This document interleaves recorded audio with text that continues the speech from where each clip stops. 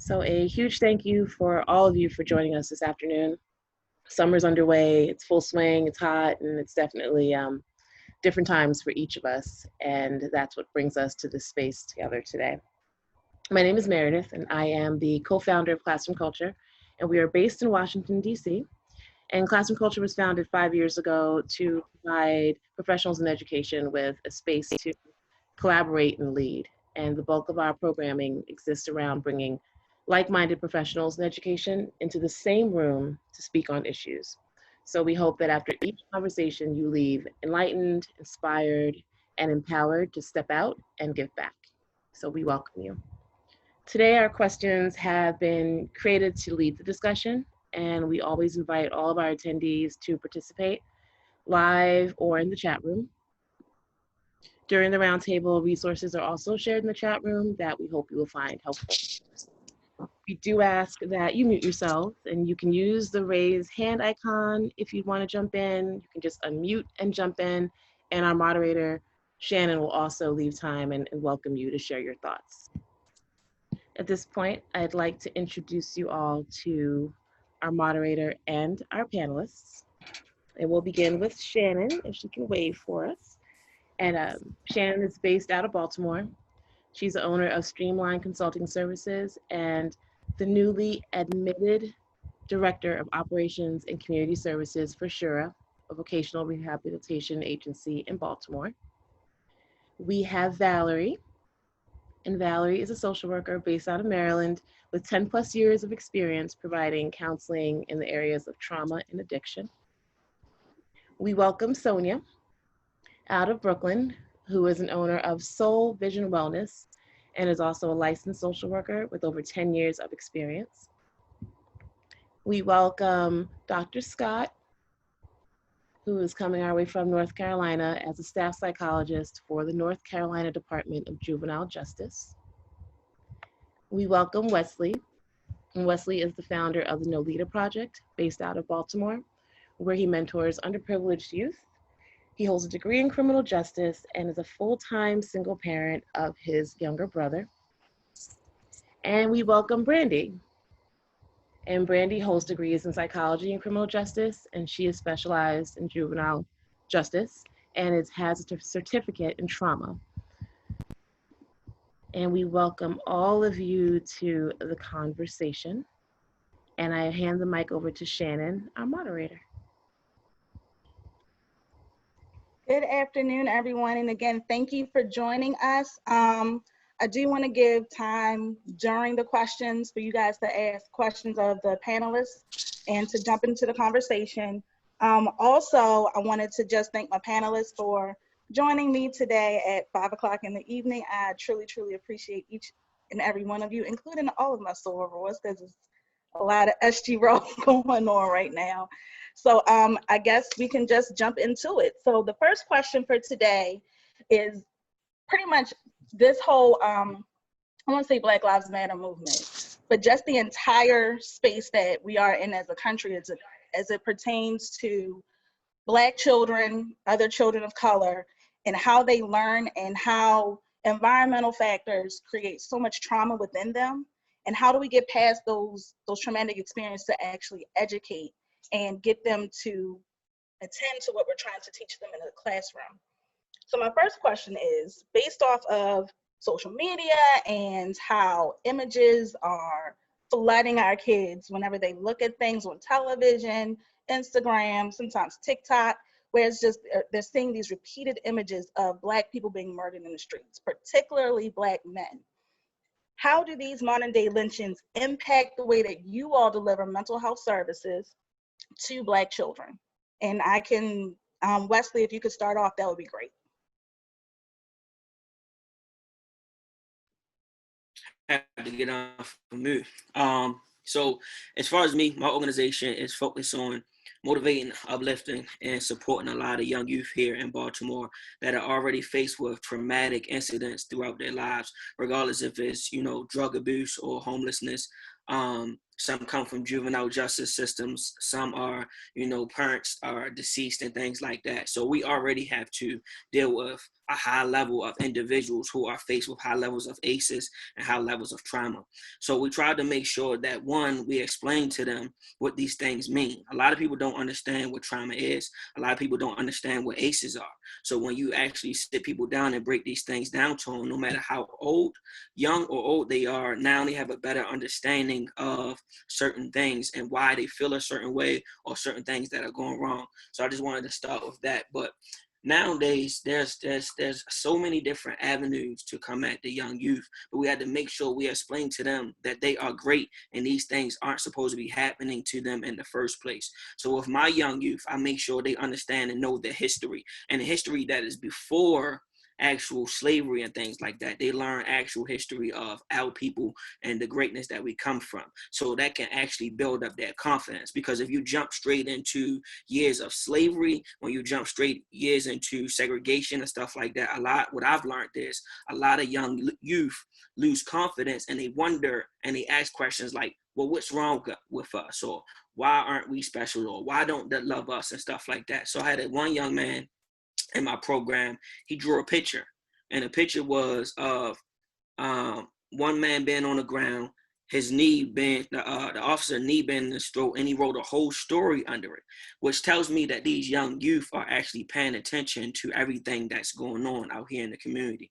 And I think it's very important and imperative that as adults, we have open discussions with our youth, let them understand what's going on, teach them how we can deal with certain things. If you don't know yourself, you reach out. So what the No Leader Project does, we go through a lot of educating services first before we even address those things. And then actually, after we educate, we start to address what's going on right now in 2020. Valerie?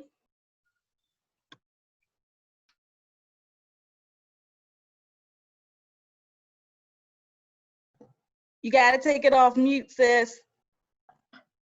I apologize. I thought I took it off mute. So I'd just like to piggyback off of what Wesley said. You definitely have to meet people where they are. You can't just go into, yes, all of this is going on. So me as a mental health provider, I always say you have to address the fire and not the smoke, meaning you are addressing the symptoms and not the behavior. So the behavior might be increased aggression, tantrums, everything else that's going on. But the symptom is this, or the underlying issue is this. That's what I say. Everyone is like a rose. So, in Shrek, they said everyone's like onions. I say a rose.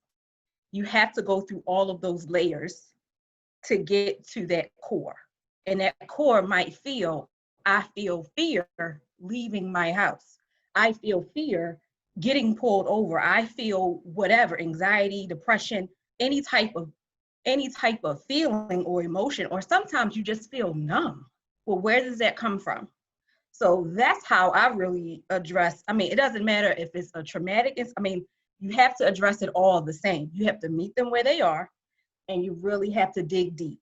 And sometimes you have to be ready as within yourself as a provider or as a professional, period, because things that you may hear may hurt you or bring you back to something.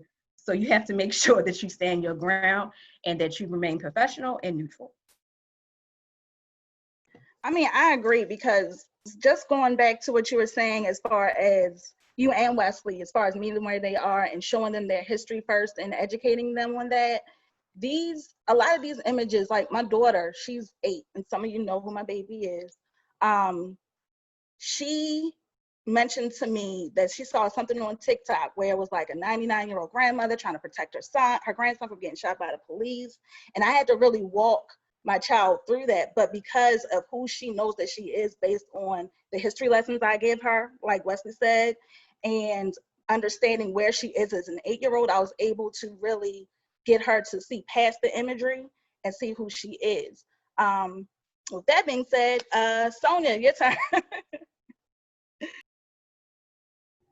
Hi, good evening, and thank you guys again for having me on. I would definitely echo Wesley and Valerie's point in terms of making sure that they are one, given a space to be able to just release all of these feelings that they are feeling. Like when I think of at the beginning of the uprising, where so many people were talking about the looting and the burnings, and I had to remind some people, like, I understand that what you're seeing, you're getting angry by that, but you also have to understand what you're seeing is trauma. This is trauma being walked out by so many young people. And so for me, like, I know in my practice, one of the things that I've talked a lot about with my clients is advocacy and how they can be able to show up in these spaces. Some of them want to protest and they don't know how they can do that. And so then there's a little bit of feeling of like guilt and shame if they don't go out to a protest. So we talk about different ways that they can be able to show up and show out. Some of the kids that I work in a high school, they're not yet 18 and they are upset that they can't vote, but I let them know there's different things that you can be able to do to be able to show up and support movements, such as supporting voting, like voter drives, things like that, or even making sure that they're talking to their parents and their cousins and their other friends who are of age about the different candidates that they are learning about, and making sure that people are aware of things that are going on. And so I find that advocacy is one of the main things that I really try to push with the people that I'm working with, because there's so much helplessness that people have been bringing to me. They just don't know what to do. They don't know where to start. And after they've had an opportunity to kind of release those feelings and talk and process them, we spend a lot of time talking about what it could look like. What are their specific gifts, talents, and abilities, and how they can be able to walk it out in a time such as this. Thank you for that, Sonia. Brandi, your turn.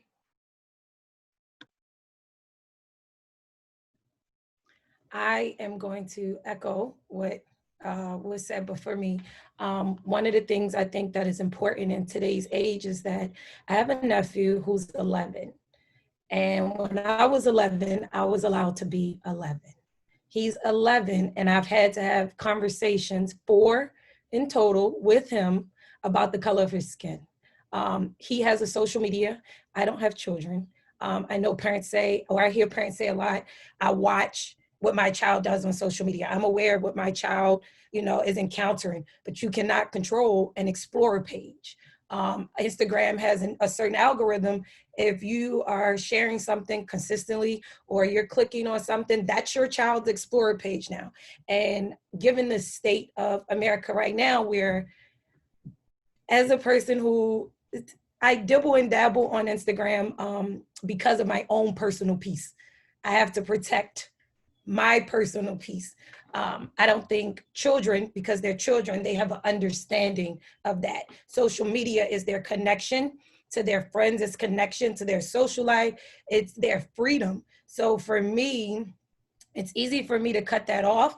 And so with those images constantly being on social media, it's forcing children to have these conversations a lot sooner, to have that weight to carry things a lot sooner than they may not be mentally ready. They may not have been emotionally ready for the type of things that they're encountering. And now they're internalizing those things. And now I'm terrified of a Caucasian, and I'm 8 because of what I've seen. I'm terrified of the color of my skin because I see how I'm treated on the videos, not necessarily something that they may have encountered or firsthand or seen firsthand.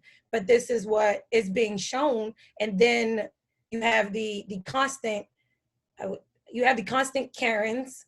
And so now they go out, and I've heard my nephew, I've had to correct him. He called someone a Karen and she wasn't doing anything to him, but he thinks now that every Caucasian is potentially going to attack him. We have cops in our family and they're not scared of them, but when there are cops they don't know, there are kids that are terrified. There was a video that I seen recently on social media of a young African-American girl and a Caucasian female cop who who's driving by, and this little girl kind of tenses up. I don't know who else has seen this video, but she tenses up. She's terrified. And this lady cop is just trying to explain to her, like, it's okay. And people can say that 1,001 times, but if mentally, cognitively, if she cannot digest that she is okay, that is going to terrify her and eventually lead to multiple other issues down the line if she cannot understand, and like you said, Shannon and Wesley, letting your children and the children that you teach know the history before the history is very, I think it's extremely valuable, because when they are secure in their history, they know it can't be altered. When they're secure in who they are, when they're secure with their home life, their family life, emotionally, mentally, everything then plays a part in them being successful, in that they're not going to grow up and be traumatized based on now. Now it would be, if they have the appropriate tools, they would take the state of America right now and maybe 10 years from now say, I remember this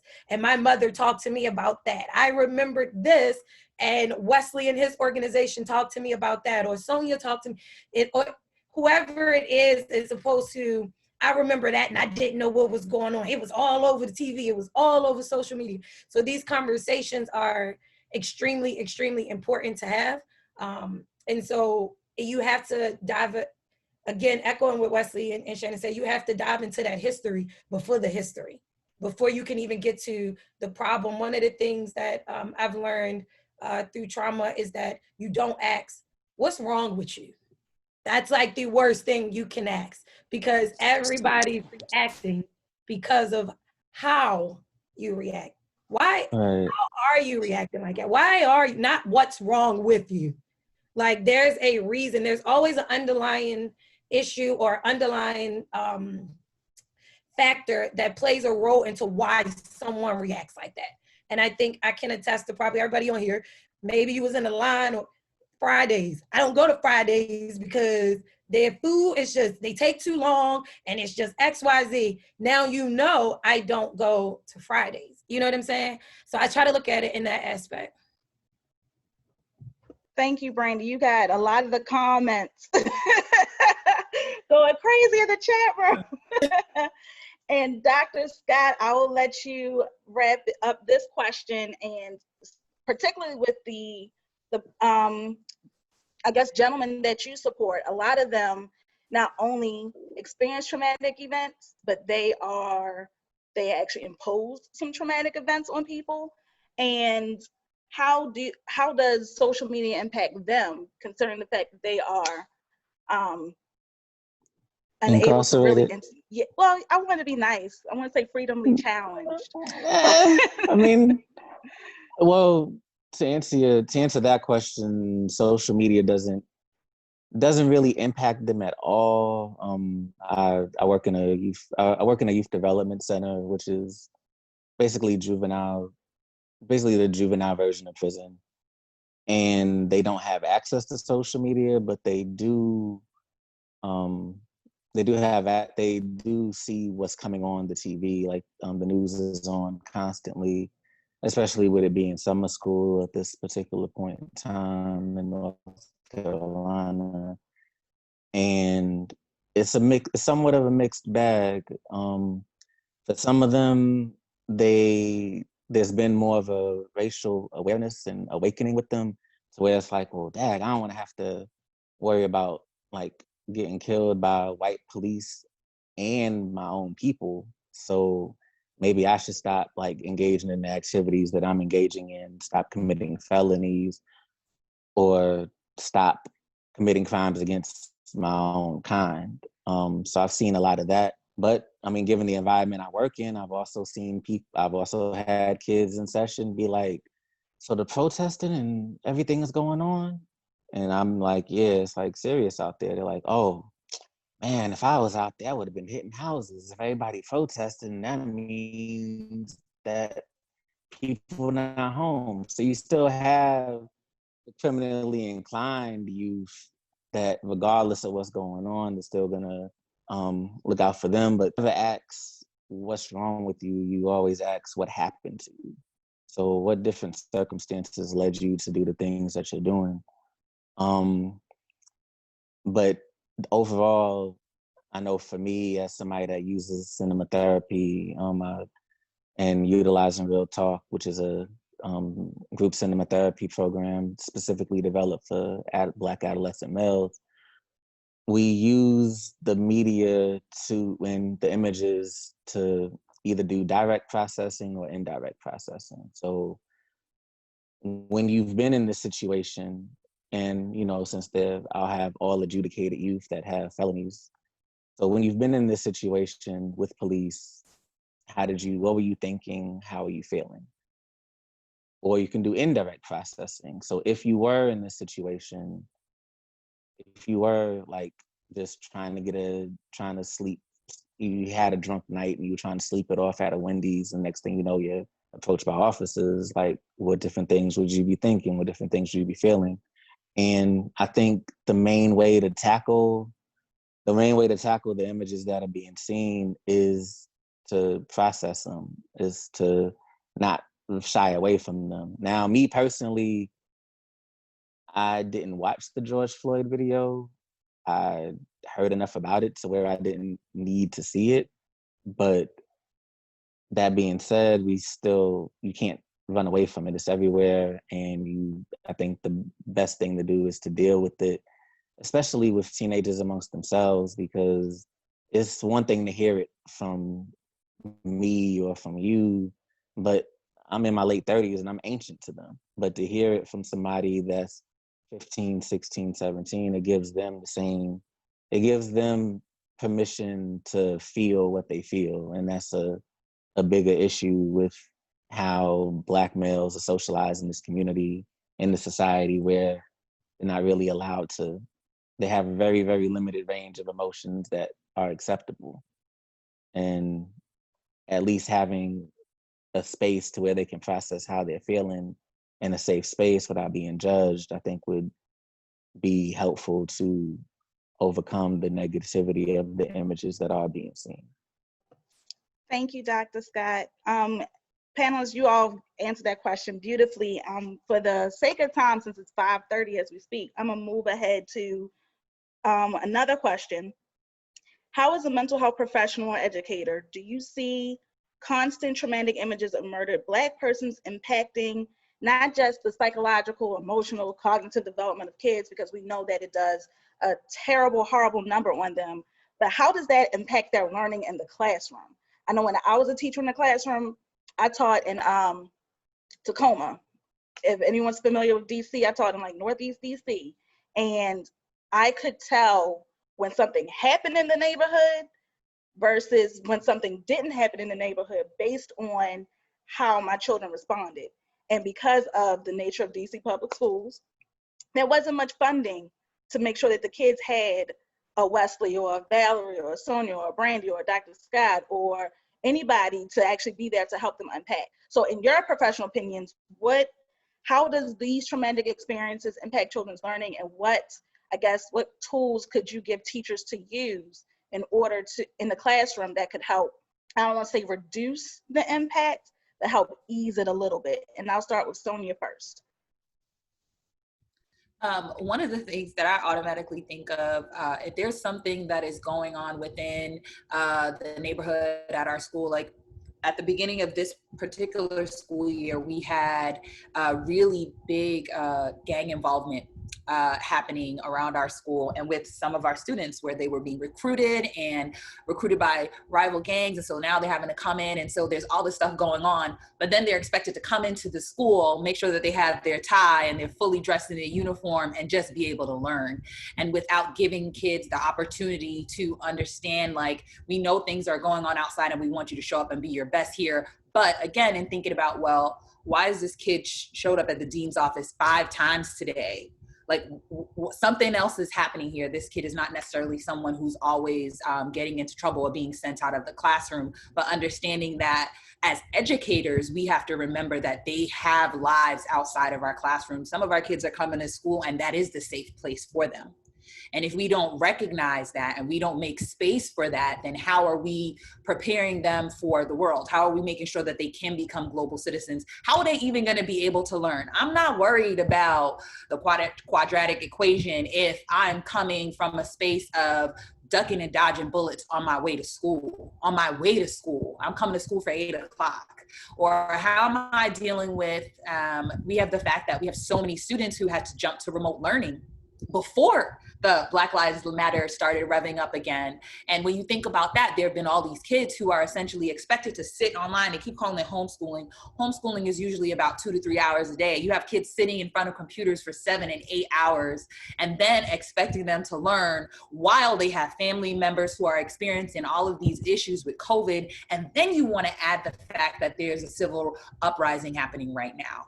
Who is worried about getting homework done? Are we making space for these kids to be able to process what's happening? Have we even asked them if they want space to process for what's happening? Or are we saying, no, let's just give them something else to think about? I think sometimes we're doing that for our comfortability and not necessarily in a desire to help our students. And we have to make room for that on a regular basis, a day-to-day basis. Because most of us are working with kids who are coming from disadvantaged areas. It doesn't take a COVID and it doesn't take a civil uprising for us to make space for our students. And I will say the other thing that I found us running into is that we have kids that we, you know, for lack of a better term, we rushed out.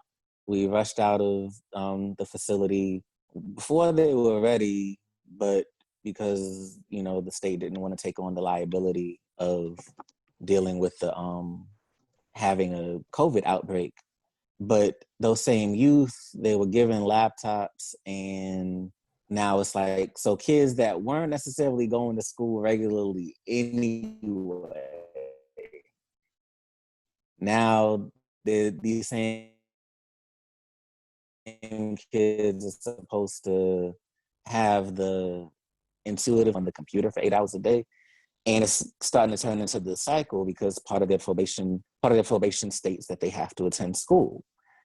But some of these kids have spotty Wi-Fi. You know, there may be socioeconomical issues to where they just can't like even charge their computer, much less like get online and sit for 8 hours to do work. So a lot of those kids are getting their probation violated and they're getting locked back up over things that they really can't control. So it contributes to that external locus of control. You just feel like there's just not much that you can control. And the panelists, if y'all could just jump on into this conversation, that would be great.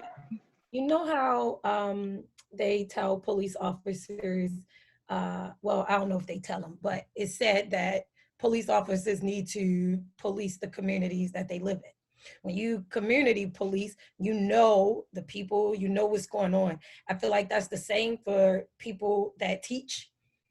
And you cannot say, oh, I teach. Don't kill me, Baltimore people, but you can't say I live in Owings Mills and teach at Patterson, and I'm not trying to attack Patterson, but follow me real quick. But like, you can't say I teach at Patterson and not have an understanding of the poverty that surrounds Patterson, the low socioeconomic status that surrounds Patterson. I need to let this girl preach, man. So, like, if you don't have an understanding of what your children that you're teaching, because they're your children, that they're in your hands for 6 to 8 hours of their day, almost 40 hours of their week, they spend with you. They are in your care. And if you don't have an understanding of what they're going through or the things they're experiencing in their community, then you are going to fail them in a way that you didn't even think you could. When I was in school, you know, just to be transparent, my father was a career criminal. And I was a top student in all these type of programs, and it came time for somebody to pay for the dues, somebody to pay for the uniforms, and I didn't have those things. So I actually had to become transparent with a specific educator who is still very influential in my life, and I had to let him know what was going on, and that he had to understand what was going on. Don't pacify the situation. You can rub the back, and like Sonia said, I feel like it was more for some people than it is for the youth. And teachers sometimes don't want to be patient. You have to be patient, a certain level of patience, and you have to listen with the intent of understanding, not with the intent of responding because I'm here with this amount of knowledge and you 14. So hear me out. That doesn't work. Nobody cares about how much knowledge you possess if I can't come to your level and have empathy with you. If I can't come to your level and connect with you, I could tell you I got 50 years of experience. You still gonna look at me like, and your point? Facts. I just dodged walking down the street. That is a lot of pressure. And then I'm gonna give you work and let you take that home. So you not only are you being kind of bullied with the images online of the climate in America, you're also being bullied in your community. And a resource that where you should be able to reach out should be your educator, should be somebody in the school system. And those teachers have to look past, take those blinders off. Don't you disrupting my class. Let's go back. Why are you disrupting my class? Like what is the issue? Before I just write you up, send you to detention. You're talking to somebody who I had the most detentions in my school history. You can call them Riverdale, Georgia. It wasn't pleasant. And at the same time, I was battling so much in my home life. And in the South, I was battling racism. As a youth, I was battling racism. So things were acting out, and it took certain people to say, let's take these blinders. I'm not sending you to the principal office. Sit here with me. Let's find out what's going on. If I got to come to your house, if I got to help you, provide you these tools, the best practices to navigate social media, if I have to get you to navigate your neighborhood in a more conscious way where these things are going to happen. But it's okay not to be okay.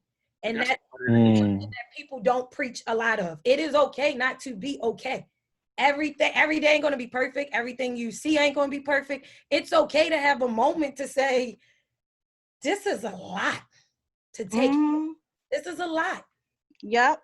And I'm going to just jump in and piggyback off of that. I wholeheartedly agree. And one of the things that I did a presentation on, and this lends to culturally responsive teaching, but you also have to understand subcultural responsive teaching. It's not enough just to put a Black face in front of Black children. You actually have to put a Black face in front of Black children that understands where those Black children are coming from. And I know Valerie and Wesley had some things that they wanted to say, so I'm gonna let y'all jump in, and then I'm gonna open up the floor to all of our attendees if there are any other mental health professionals that wanna lend their voice and their expertise and their insight. So I'm gonna just jump in really quick, because something that we might not understand, and some of us do, is when you live in those conditions, it becomes normalized to you. So when you live in a community that is abandoned houses up and down the block, when you live in a community where there's tons of violence and crime, when you live in a community where a lot of people are drug addicts or school is not important, that is your normal life. And that is normalized to you, and you dealing with it every day, right? But when you go into school and you have an educator that don't understand that lifestyle, we have an educator that don't know what's going on, he or she now is trying to push you towards special education or push you on medication. So I'll use me as an example. I grew up with 2 drug addict parents. I grew up homeless. I grew up in the street. When I went to school, they said, oh, he has a learning disability. Put him on Adderall, 30 milligrams. I didn't need Adderall. I needed for somebody to care and make sure I had the proper resources and understanding to the reasons why I was actually acting out in the first place. I wasn't acting out because I had a learning disability. I wasn't acting out because I was hyperactive. I was acting out because I didn't know where my next meals were coming from. I was living on the street. Both of my parents were on drugs, right? So nobody took the chance to say, well, Wesley, as a young child, what's really wrong? What's really going on? So I echo what you said, Brandi, because the question is, how can we actually get to the actual core reason of what's wrong and what's going on at home? But you don't ask it in a question of like, what's wrong with you, or do you have issues? You try to build a relationship. That's something that's being missed in these schools. They don't have strong bonds and relationships and open communications with these young students and the youth. So now they don't feel free to communicate or have a conversation because they feel uncomfortable. They feel judged. They don't feel like school is a safe space. They don't feel like the educators can relate to them and things like that. So when you go into school and you haven't eaten all day, or you saw your mother getting high, or your father just got locked up, or somebody shot, or a robbery happened right before you went to school, then it's like, how is your mind going to be able to focus on what's on that chalkboard? So we had to actually get to the core of what's going on in these communities and the core of what's going on at home, the core reason and actually what's going on with the children, so we can actually properly educate them. Because a lot of the times you can't learn if your mind, your body is unhealthy. So I just wanted to jump and add that in, because I know as a child, that's what I lived through. And when I got on the right track, then it was like, oh, your learning disability went away. I never had one in the first place. I needed resources. I needed support, and I needed the proper actual help. And I needed somebody to understand and step up for that. Go ahead, Valerie. I know you itching. So I actually wanted to bring up the opposite point. So because to what Wesley said, and I said, yes, there is a sense of normalcy with children and adults and everything else. I can go outside, well, maybe not right now, but when I was growing up, a lot of stuff could have happened to me. But sometimes if you don't know, it's okay to utilize silence. It's okay to let them breathe for a second. I'm sorry, I have 3 children in my house. So,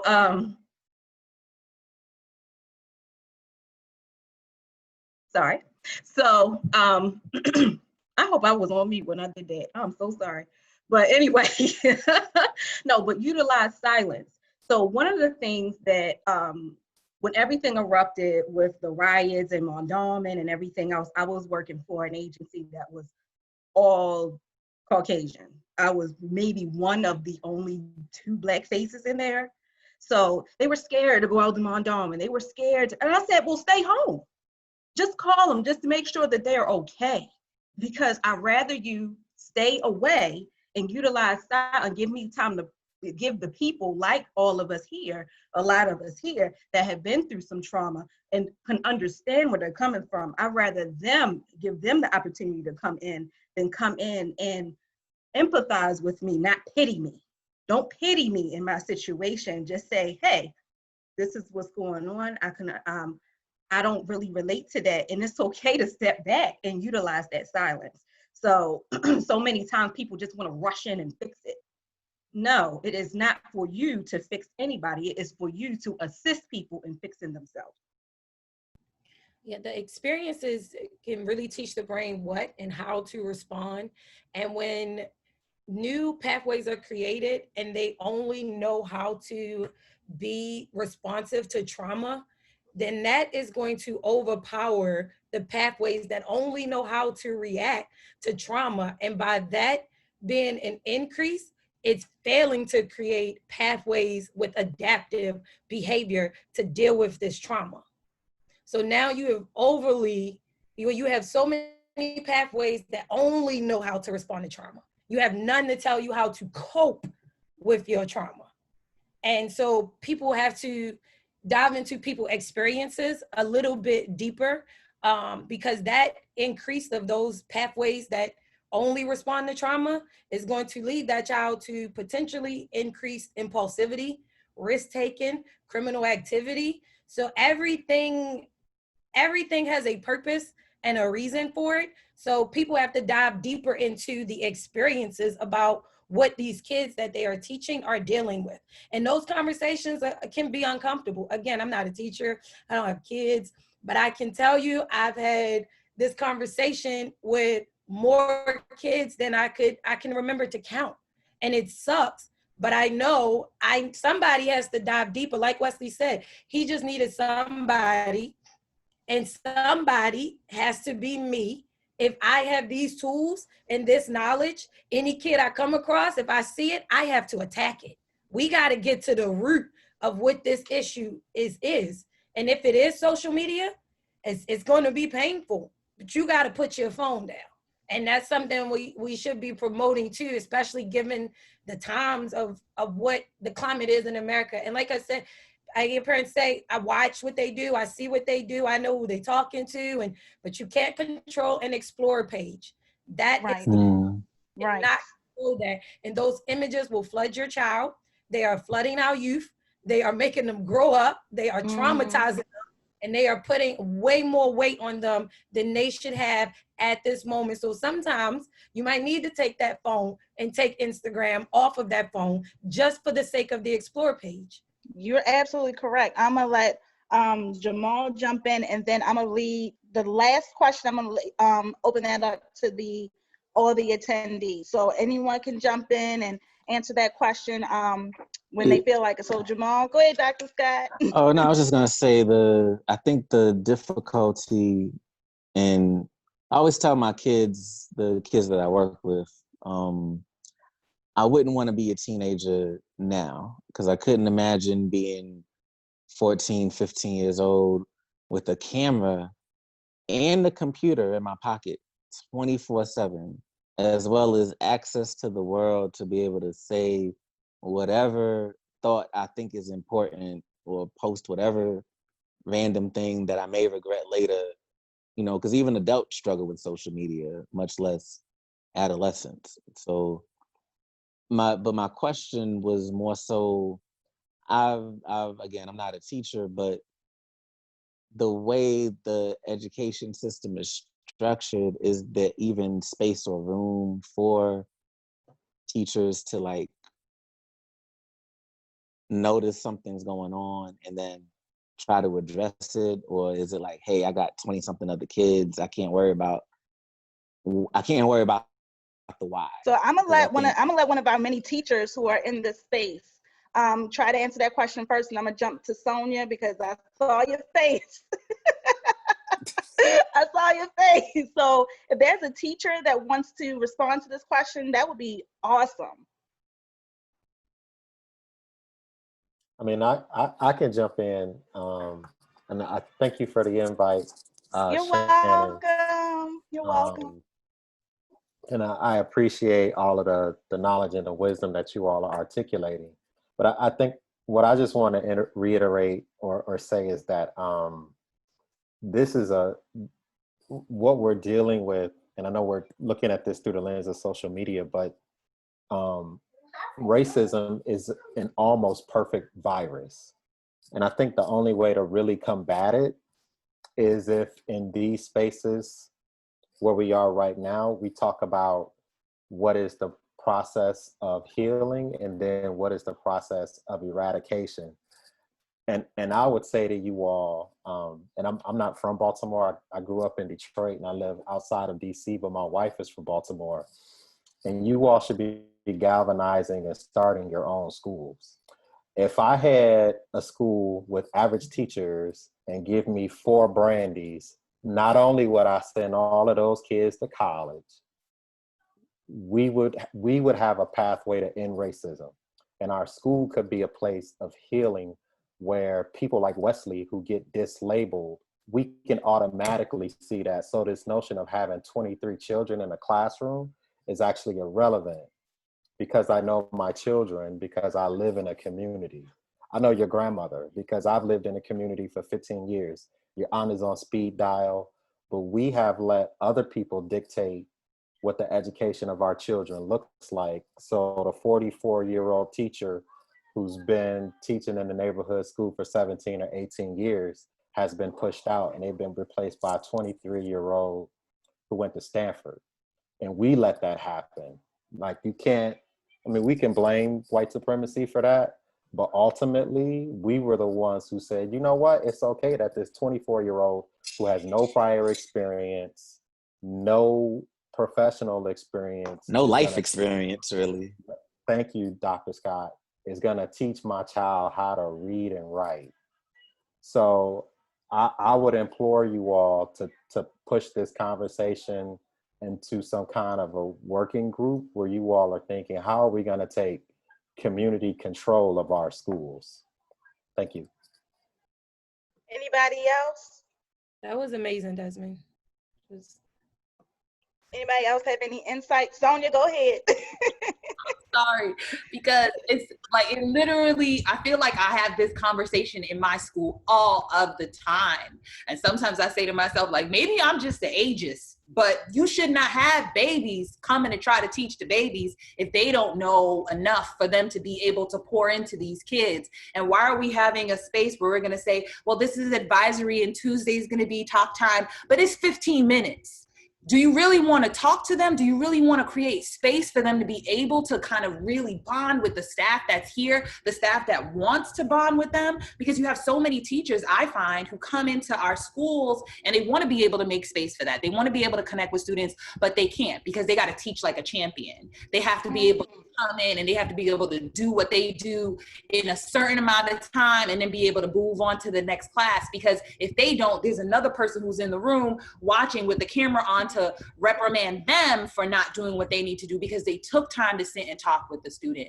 And I say, we do August PD at my school, and there's always, every single year, I'm going into my 8th school year, every single year they say, well, we want to know what everybody's why is. And I say all the time, my why is I grew up down the block. So these kids are me. Like, I could have easily been one of the kids that showed up at this school, and I want to ensure that they get the kind of education, they get the kind of people that they can trust and they can feel safe, and they know that they have the ability to sit here and grow and learn. Like, that's what I want. So I come to school not for me because I want to be able to learn what I need to learn, because after that I'm going to go XYZ place or whatever, but I'm coming here because these kids are me, and I want to be able to make sure that I'm pouring into me. What I wish that I had been able to get when I was in high school, when I was in middle school, when I was in elementary. And I also implore people who look like us as well. We make it and then we leave.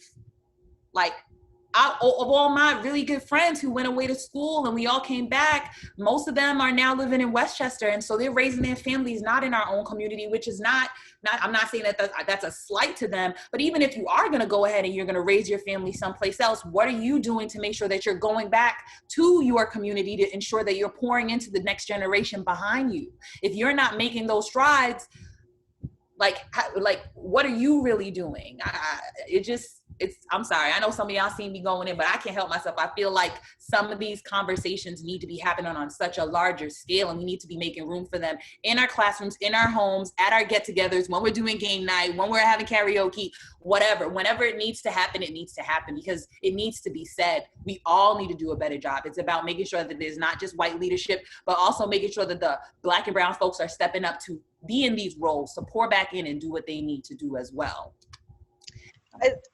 I mean, thank you so overall. I mean, this conversation has been incredibly awesome.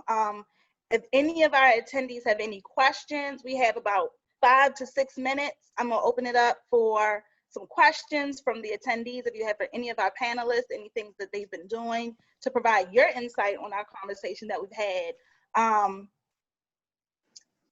Go ahead, Meredith. Oh no, you're just clapping. So does anyone have anything to say? Y'all guys can, everyone can jump in and, okay. Desiree. Hello. Hi. Hey, first I want to say thank you everyone for this conversation. It's been like really amazing. I've been snapping like, okay, but is there gonna be like a part 2 to this? Because I feel like we're really on to something, and I don't want this conversation to like end, especially because being a new educator myself, I've only been in this for about 3 to 4 years, and I work with youth that are aged between like 7 and 13, and so that's like a really interesting gap. And I've been trying to think of like other ways I can use these art lessons as a way of healing because of the traumatic experiences that they go through being Baltimore youth.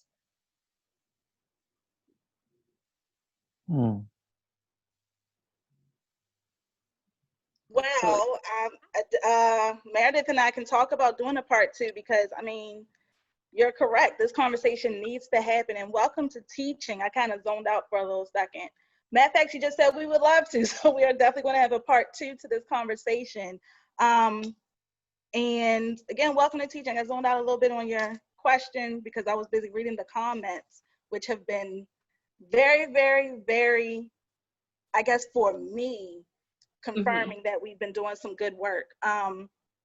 Does anybody have anything else? Any words of advice for Desiree, as she's a new teacher in this space? I wanted to really quick jump in because Jamal had asked a question, and Dr. Scott had asked a question. So, as being a former educator myself, I always believe that there should be either 2 educators and 1 paraeducator, or either one teacher and 2 parents per class. And the reason why I always thought this, because if you're in a classroom with 25 to 30 to 35 students, there are students in there that come from so many different backgrounds, so many different situations, so much different trauma inside of one classroom that a lot of the time students don't get to actually get the attention that they deserve, because the teacher, honestly, one, a lot of the times, because we don't have people from the community teaching our children, 2, because we don't have a lot of people that actually understand our children, they can't relate to them. But even if you do have an educator that's trying to assist, she's overwhelmed or he's overwhelmed, because now you have a classroom that has a lot of different backgrounds of students who are overwhelmed. So the last year that I taught at Augusta Fells High School. Augusta Fells is right in the middle of the hood. As these children are coming to school, there's dudes posted up all around the school selling narcotics, marijuana, all type of stuff to them while they going to school. So before they even come into the classroom, before they get into the building, there's people offering them drugs and stuff like that. I had young men and young girls that were literally gnawed off in my classes. I had young men and young girls that came to school that they had so many different issues and problems that they were all bringing to me, because I was the educator that cared. And what frustrated me was a lot of older educators would tell me, well, Wesley, you're going to burn yourself out because you're doing too much. And it upset me, because I'm like, yo, y'all see what I'm doing for these children, but you telling me to back off because you feel like I'm going to burn out. Instead of stepping up and saying, what else can we do? What else do you need? What type of resources? What type of support? So I say that to say a lot of these teachers, honestly, one, they underpaid. They don't have the proper resources. The schools don't have the proper resources. The schools aren't equipped to actually help with trauma. The schools don't have the proper amount of social workers and therapists inside of that building. I can go so deep into this. I know we short on time, but yes, I would like a part 2. But for the young educator who just started, I want to encourage you to keep pushing. Learn new and strategic ways to actually engage with the children that you are in front of as much as you can. Bring in speakers if you can. Try different activities, spoken word. There's a lot of things that you can do to actually get their attention. But I just wanted to just throw that in there. But I know I'm short on time, so I'm going to cut it there. And I also wanted to, somebody said it in the chat, and I actually wanted to say that we all have to implement self-care in our life. Vicarious trauma is real. Burnout is real. I mean, but but we all have a helping spirit. You can't teach compassion, right? So you also have to receive that. So you pour out, pour, and then what do you have left for yourself but skin and bones? So you definitely have to implement that self-care in your own life in order to really be there and successful to help heal people out here. Yeah, but I mean, as a therapist, that what I had to learn is that I can't live and die with every case either. Like, so I agree with you. You have to find ways to get fed outside of your job. Like I'm fortunate, and I think maybe we all are fortunate to actually like and enjoy what we do, because I realize it's a luxury. Like not everybody gets to do what they enjoy. People work so that they can provide for their families, but they don't necessarily enjoy what they do. But you also, you have to be okay with, this didn't work out with this one. That doesn't mean that you don't try on the next one. You just give what you have, but make sure that you still have some for the people that ultimately matter and that ultimately are important. I have a beautiful wife and an energetic 3-year-old that's been really chill while I've been on this Zoom call. So I'm grateful for that. And that's what's gonna be important at the end of the day. But trying to find some balance, but it is difficult. And everyone, it is 6 o'clock, and I hate to end this conversation, but we will definitely be doing a part 2.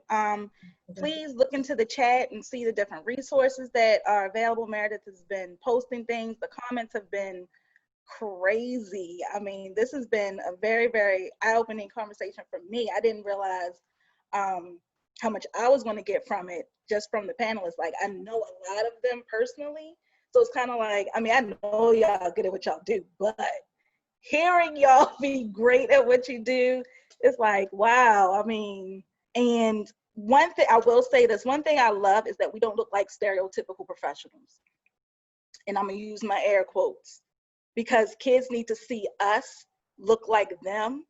And I love the fact that when I go into spaces, the kids see me with my short hair, with the design and the tattoos.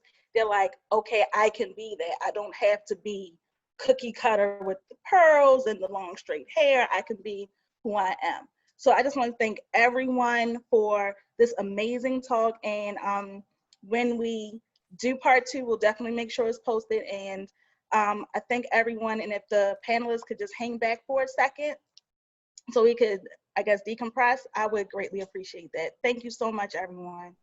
Thank you, guys. We'll see you at the next one. All right. Bet. For sure. Enjoy the rest of your day. Be blessed. Be safe. Thank you. Stay safe and aware.